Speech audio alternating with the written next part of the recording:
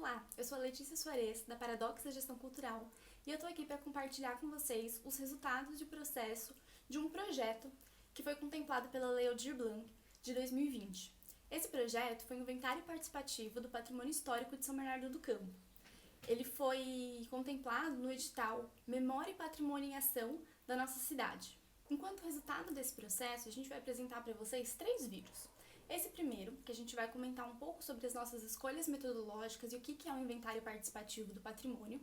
O segundo, que a gente vai explicar de fato como se desenvolveu o nosso projeto e quais foram os resultados, porque além desses vídeos, a gente também produziu um mapa e um livreto, no qual estão descritos todos os patrimônios e bens culturais que foram levantados.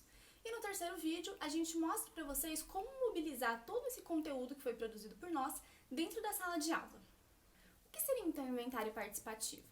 O inventário participativo é um instrumento de identificação e documentação de bens culturais. Essa metodologia de pesquisa foi desenvolvida pelo IFAM. E, para além desse instituto, a comunidade ela precisa estar ativamente engajada nesse processo. Mais do que isso, é a comunidade que vai fazer as escolhas dos bens culturais que para ela faz sentido.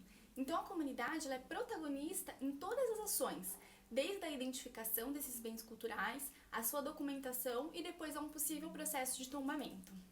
A gente poderia dizer que é por meio desses inventários participativos do patrimônio que a comunidade ela se vê dentro de um tempo presente. Então, o que eu quero dizer com isso? A comunidade vê por meio desse patrimônio a si própria, porque é por meio desses marcos e referências que ela consegue estabelecer a sua própria identidade.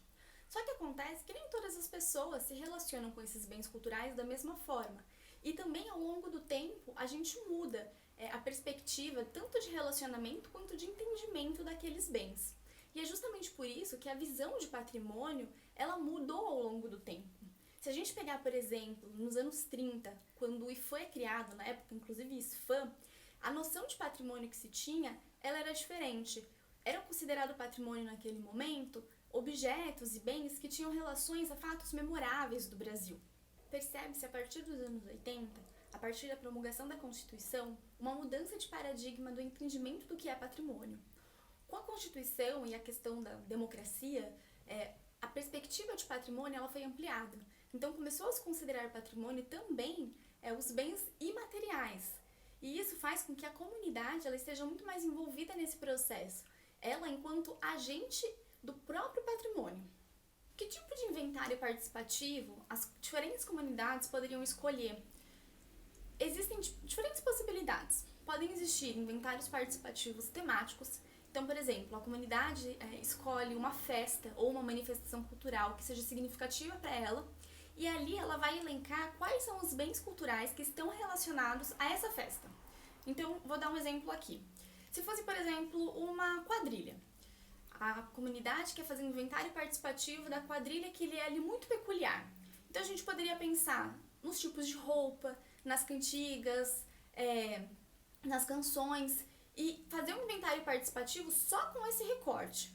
Também existe uma outra possibilidade, que é você delimitar uma área geográfica. Então pensar em inventário participativo a partir de um bairro, ou de uma vila, ou até mesmo de uma cidade. E é justamente esse recorte que a gente escolheu para o nosso inventário. Enquanto objeto de pesquisa, a gente escolheu a cidade de São Bernardo do Campo. São Bernardo é uma cidade muito peculiar, porque ela tem 2 zonas que são muito distintas, 2 zonas geográficas. São Bernardo tem uma área urbana e uma área rural, e ela é dividida literalmente pela represa Billings, o que torna esses ambientes muito diferentes e as condições de vida dessas pessoas que vivem nessas diferentes áreas também. Assim, a gente tem uma comunidade muito diversificada, em um território muito amplo, o que se torna um certo desafio para a gente conseguir criar um inventário participativo. Bom, mas dentro dessa metodologia de inventário, a gente consegue delimitar quais são os temas que a gente irá trabalhar. E foi justamente a partir desses temas que a gente conseguiu dar um pontapé inicial nesse projeto.